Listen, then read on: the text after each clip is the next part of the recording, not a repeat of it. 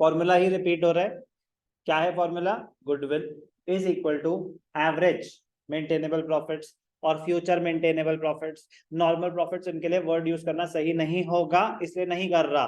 तो आपको अभी पता चल जाएगा, जब हम सुपर प्रॉफिट में जाएंगे तो वहां देखेंगे नॉर्मल प्रॉफिट कुछ और भी होते हैं। तो इसलिए बेटर टर्म है एवरेज मेंटेनेबल प्रॉफिट्स और future maintainable profits into number of years purchase. Number of years purchase हो गया, बस वो थ्योरेटिकल वन टाइम इन्वेस्टमेंट है। यस वो गिवन होगा, बट मीनिंग पता होना चाहिए ना कि है क्या। ये एवरेज मेंटेनेबल प्रॉफिट कैसे निकालते हैं, सबसे मजेदार पॉइंट ये होगा। तो ये जो नॉर्मल प्रॉफिट है, नॉर्मल प्रॉफिट, वही आपका एवरेज मेंटेनेबल प्रॉफिट, वही आपका मेंटेनेबल प्रॉफिट, वही फ्यूचर मेंटेनेबल प्रॉफिट है। कैसे निकलेगा? एक तो जो आपको गिवन है net profit, net profit given है बिफोर एडजस्टमेंट्स की, मतलब कुछ एरर्स और एडजस्टमेंट्स हैं जो हमें करनी बाकी हैं, तो ये स्टार्टिंग पॉइंट होगा आपका। अब ध्यान से देखना इसमें क्या क्या हो सकता है। अब नॉर्मल लॉसेस ऐड बैक कर दो, बता दिया, कोई doubt? Loss on sale of assets add back कर दो, कोई डाउट? ये मजेदार पॉइंट, सबसे मजेदार पॉइंट ये सब है। ध्यान से देखना, ध्यान से देखना। Under valuation of stock, over valuation of stock.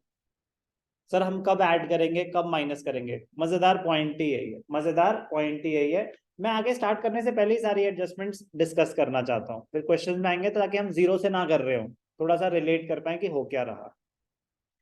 सबसे मजेदार एडजस्टमेंट ही क्या होगी? दो तरीके की, एक तो ये क्लोजिंग स्टॉक की और एक कैपिटल रेवेन्यू, रेवेन्यू कैपिटल। ध्यान से देखना, पहली एडजस्टमेंट में डिस्कस कर रहा हूं, over estimation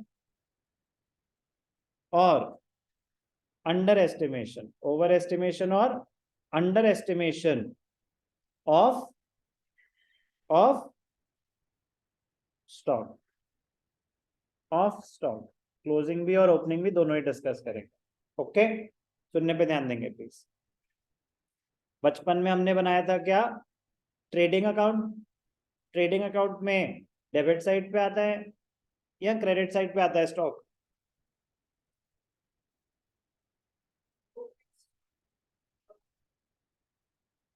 correct, very good. तो ओपनिंग स्टॉक आता है डेबिट साइड पे और क्लोजिंग स्टॉक आता है क्रेडिट साइड पे। इसमें तो किसी को कोई डाउट नहीं है। अब ध्यान से देखना, ओवर एस्टिमेशन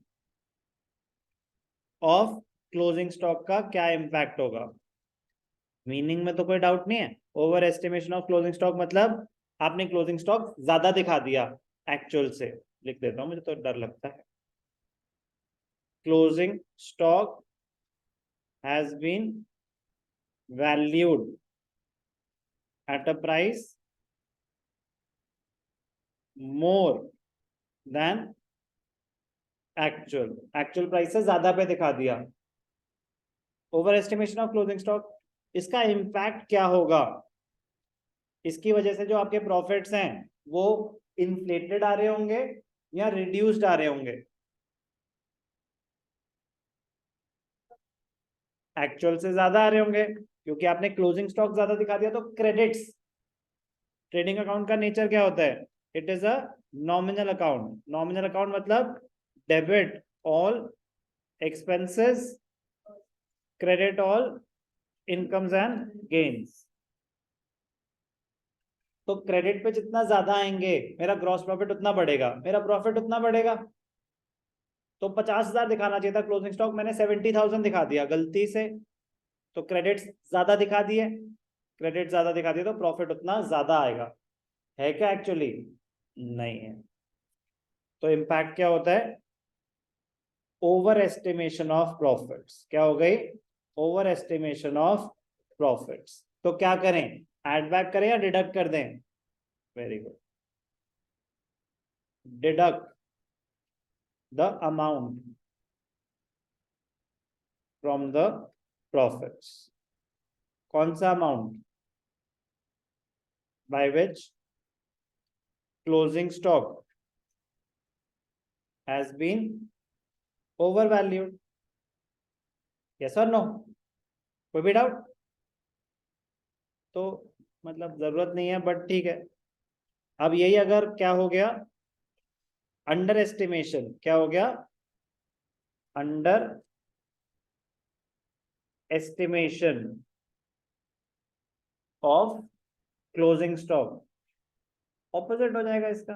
अंडर एस्टिमेशन मतलब मैंने क्लोजिंग स्टॉक 50,000 की जगह 30,000 दिखा दिया, तो क्या होगा, क्लोजिंग स्टॉक कम दिखा दिया, तो उसकी वजह से प्रॉफिट्स बढ़ गए या कम हो गए, तो क्या करेंगे, ऐड बैक कर देंगे। Under estimation of closing stock में क्या होगा, closing stock has been valued, ठीक है, मेरे को ये सब लिखने की जरूरत है, मैं सीधा इम्पैक्ट पे आ सकता हूँ।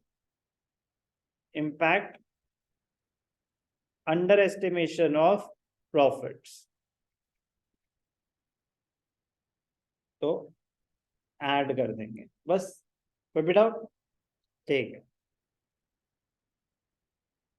Over estimation of opening stock, over estimation of opening stock, तो डेबिट साइड पे आता है ओपनिंग स्टॉक मतलब एक्सपेंसेस, तो यहाँ पे क्या हुआ, over estimation of expenses because of which under estimation of profits, आपने खर्चे ज्यादा दिखा दिए तो प्रॉफिट्स कम आ रहे होंगे, तो क्या कर देंगे, ऐड।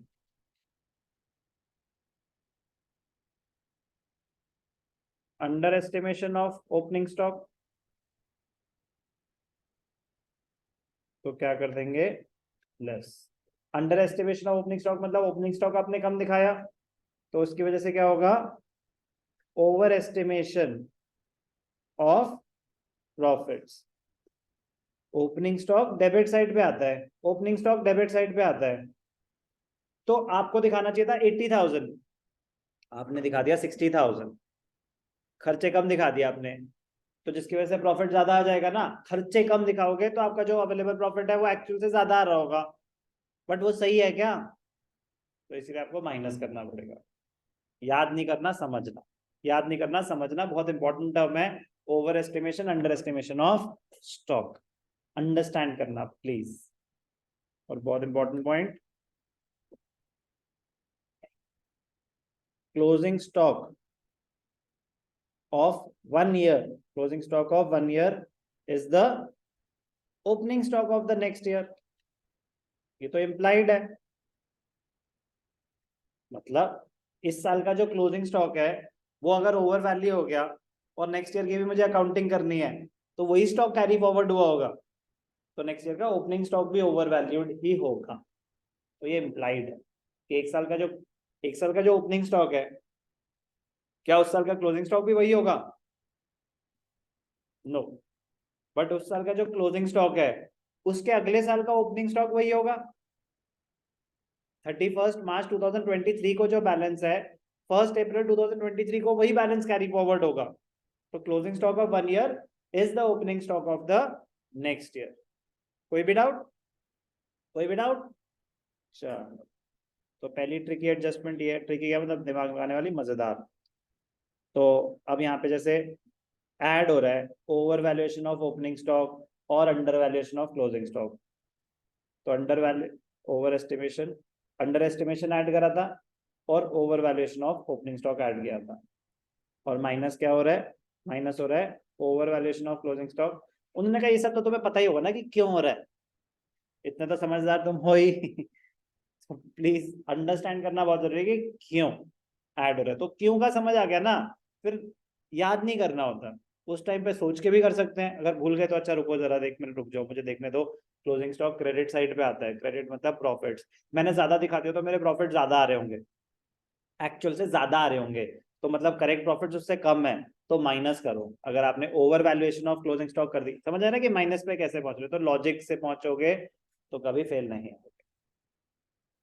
दूसरी जो मजेदार एडजस्टमेंट है वो है capital expenditure treated as revenue expenditure and revenue expenditure treated as capital expenditure. वो बड़ी सिंपल स्ट्रेट फॉरवर्ड सी बात है, बट मैं कह रहा हूँ ना, दो इंटरेस्टिंग एडजस्टमेंट्स हैं, एक तो ये थी क्लोजिंग स्टॉक की, और एक capital expenditure treated as revenue, revenue treated as capital. मतलब बताओ सर, बहुत हो गया कैपिटल रेवेन्यू रेवेन्यू का। मैंने फर्नीचर खरीदा,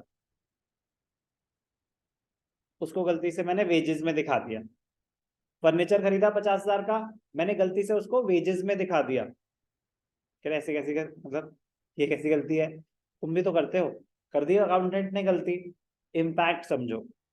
50,000 का फर्नीचर था, एसेट खरीदा था, गलती से उसको एक्सपेंसेस में दिखा दिया, capital expenditure treated as revenue expenditure, पूरा का पूरा उसको उस पीरियड का एक्सपेंस मान लिया, तो आपके प्रॉफिट्स 50,000 से कम हो गए, यस और नो? बट क्या वो उस पीरियड का एक्सपेंस था? नहीं, वो तो एसेट था, तो पूरे 50,000 ऐड बैक कर दो। क्या कर दो? ऐड बैक कर दो। अब सर एसेट है, एसेट होगा डेप्रीशिएट, एसेट होगा धीरे धीरे डेप्रीशिएट, पूरा का पूरा एक ही पीरियड का एक्सपेंस नहीं मान लिया जाएगा। अब वो जैसे जैसे डेप्रीशिएट होगा वो एक्सपेंस में से माइनस होता जाएगा। तो फॉर एग्जांपल आपने 50,000 का फर्नीचर खरीदा, गलती से उसको वेजेस में मान लिया, तो 50,000 ऐड बैक करो, आपने एक्सपेंस रिवर्स कर दिया, आपके प्रॉफिट 50,000 से बढ़ गए। अब जैसे जैसे वो डेप्रीशिएट होगा, कि अगर उन्होंने बोला 10% डेप्रीसिएशन है, तो उस पीरियड का एक्सपेंस सिर्फ होना चाहिए था 5,000 एक्सपेंस दिखा के माइनस कर। समझ आया क्या हुआ? Capital expenditure treated as revenue expenditure, asset खरीदा था, एक्सपेंस दिखा दिया, पूरा का पूरा ऐड बैक कर दो, पूरा का पूरा ऐड बैक कर दो, फिर रीड करो ध्यान से कि उसमें कोई डेप्रीसिएशन है कि नहीं है। अगर डेप्रीसिएशन है तो फिर वो डेप्रीशिएट होता रहेगा, और देखोगे आगे जितने सालों का क्वेश्चन है हर साल डेप्रीशिएट होगा। क्लियर? दूसरी चीज, revenue expenditure treated as capital expenditure, मैंने वेजेस दी थी और गलती से उसको फर्नीचर में दिखा दिया, आपने एसेट मान लिया जबकि वो एक्सपेंस था, तो प्रॉफिट में से माइनस, मतलब पूरा का पूरा एक्सपेंस मानो, उतने से प्रॉफिट्स रिड्यूस कर दो, उतने से प्रॉफिट्स रिड्यूस कर दो। फिर अगर आपने एसेट माना था और बाई चांस उसमें कोई डेप्रीसिएशन है, तो वो डेप्रीसिएशन रिवर्स हो जाएगी। कह रहा जब एसेट ही नहीं मान रहे, जब आपने पूरा का पूरा ही एक्सपेंस मान लिया, तो थोड़ा थोड़ा करके एक्सपेंस थोड़ी ना मानेंगे। तो अब आप 50,000 पूरा का पूरा एक्सपेंस मान रहे हैं, और बाई चांस उस पर कोई डेप्रीसिएशन आपने 5,000 चार्ज करी थी, तो वो रिवर्स कर दो, मतलब एक्सपेंस रिवर्स हो रहा है, मतलब 5,000 ऐड बैक कर दो, पूरे 50,000 माइनस कर दो, नेट तो 45 ही रहेगा। तो वो एरर कुछ भी हो सकता है, कैपिटल ट्रीटेड एज रेवेन्यू या रेवेन्यू ट्रीटेड एज कैपिटल। कोई डाउट? तो इसको याद नहीं करना कि कब ऐड होगा कब लेस होगा, उसको समझना है, समझना है। ये फॉर्मूला नहीं सर इसको याद कर लेते हैं, इसके बाहर तो कुछ नहीं होता, बस आप ये बता दो इसके बाहर तो कुछ नहीं आएगा, हम इसको याद नहीं, प्लीज अंडरस्टैंड। तभी तो मैंने क्या बताया, मैंने बोला आपके लिए तो लॉजिकल क्या है, आपके लिए तो ये है लॉजिकल कि net profit add abnormal losses abnormal gain minus कर दो, एक प्लस माइनस एरर्स, चलो और खुश होना है तो प्लस माइनस एरर्स, क्योंकि एरर्स तो कुछ भी हो सकते हैं ना, कौन सा प्लस होगा कौन सा माइनस होगा वो समझने पे ध्यान दें, उसको याद करने की कोशिश ना करें। चलो चलो चलो चलो, सुनने के लिए सुन लेते हैं। कोई नॉन रिकरिंग एक्सपेंसेस जो आगे जाके नहीं होंगे, बस उसी टाइम होने थे, उनको रिवर्स कर दो, वो मेंटेनेबल प्रॉफिट्स को अफेक्ट नहीं करेंगे। Capital expenditure treated as revenue, non recurring income, कोई ऐसी इनकम आ गई जो इस साल अब नॉर्मल गेन अराइज हो गया, माइनस करो। Income from non trade investments, business से रिलेटेड जो भी इनकम है ना उसको रखेंगे, जो बिजनेस के बाहर है कोई भी income, interest received, rent received, dividend received, interest on non trade investment, वो सब माइनस कर देंगे। ये बहुत इंपॉर्टेंट पॉइंट है, ये बहुत इंपॉर्टेंट पॉइंट है। Remuneration to partners, partners remuneration, ध्यान से सुनेंगे प्लीज, इंपॉर्टेंट पॉइंट है। Partners remuneration, salary to partners की बात हो रही है, वो तो पीएनएल अप्रोप्रिएशन में आता है, तो अगर नेट प्रॉफिट है आपके पास तो वो तो अभी डिडक्ट नहीं हुआ होगा, यस और नो? बट लेकिन सैलरी या रेम्यूनरेशन देते ही कब है? जब उन्होंने कुछ काम किया होगा, जब उन्होंने कुछ काम किया होगा। तो कह रहे अगर आपने ओनरशिप चेंज करी तो वो काम किसी को तो करना पड़ेगा, वो काम अब किसी और को करना पड़ेगा, तो जो सैलरी टू पार्टनर है, जो रेम्यूनरेशन टू पार्टनर है, उतना खर्चा होगा, नॉर्मल सिनेरियो में तो होगा, क्योंकि जो ओनर्स थे वो खुद काम कर रहे थे, तो उनको सैलरी मिलती थी पीएनएल अप्रोप्रिएशन के थ्रू, तो वो अभी पे ऑफ नहीं हुई है, वो अभी पे ऑफ नहीं हुई है, क्योंकि आपके पास नेट प्रॉफिट है। तो अगर कोई सैलरी या रेम्यूनरेशन है तो उसको माइनस किया जाता है नेट प्रॉफिट में से मेंटेनेबल प्रॉफिट्स निकालने के लिए। सर क्यों माइनस किया जाता है? क्योंकि ये माना जाता है कि ये खर्चा तो होगा ही होगा, ये नॉर्मल कोर्स में बिजनेस में एक्सपेंस होता ही होता है, और बिजनेस में ओनरशिप चेंज होगी तो आपको आगे एम्प्लॉइज रखने पड़ेंगे, नहीं हम खुद कर लेंगे काम, ये इम्प्लाइड है। ये मानना जाता है कि अगर आपको गुडविल वैल्यूएशन करनी है तो अगर कोई रेम्यूनरेशन टू पार्टनर है तो that expense will be deducted from the net profit for the purpose of goodwill valuation, for the purpose of goodwill valuation. तो सैलरी, रेम्यूनरेशन वो माइनस हो। कोई डाउट? और अगर कोई फ्यूचर एक्सपेंस है, insurance premium is not a non operating expense, insurance claim received is a non operating income, insurance premium is a routine business expense, insurance premium is a routine business expense. तो अगर आपने कोई asset की insurance करा ली है और उसमें से अभी माइनस नहीं करा है अपने प्रॉफिट्स में से, तो इंश्योरेंस पे करना एक बिजनेस एक्सपेंस होता है, तो वो माइनस करेंगे, ओके। तो पहला काम है आपका मेंटेनेबल प्रॉफिट निकालना, इसको नॉर्मल प्रॉफिट भी बोल रहे हैं ये, बट आगे जाके हम देखेंगे कि बेटर है मेंटेनेबल प्रॉफिट, क्योंकि नॉर्मल प्रॉफिट कुछ और भी है, वहां पे ऑप्शन नहीं है उनको कुछ और बोलने का, तो यहाँ पे ऑप्शन है ना, तो इसीलिए मेंटेनेबल प्रॉफिट्स हैं। मेंटेनेबल प्रॉफिट्स और एवरेज मेंटेनेबल प्रॉफिट्स में क्या फर्क होता है? एवरेज मल्टीपल ईयर्स की होती है, मेंटेनेबल हर एक साल का इंडिविजुअल है। तो एवरेज प्रॉफिट कैसे निकालेंगे? कह रहे जितने सालों का है उनको एड अप कर दो, 3 साल का है तो 3 साल के प्रॉफिट ऐड कर दो डिवाइडेड बाय 3, 4 साल का है तो 4 साल के ऐड कर दो डिवाइडेड बाय 4। कोई डाउट? अब वो एवरेज मेंटेनेबल प्रॉफिट हो जाएंगे, उनको नंबर ऑफ ईयर्स से मल्टीप्लाई कर देंगे। डिटरमिन, देखो तुम्हें डराने की कोशिश कर रहे हैं, डिटरमिन नहीं करना होता, number of years purchase given होगा, number of years purchase given होगा। तो goodwill is equal to average maintainable profit or future maintainable profit into number of years purchased, average maintainable profit into number of years purchased। कोई भी doubt? चलो बेटा जल्दी से read करेंगे please.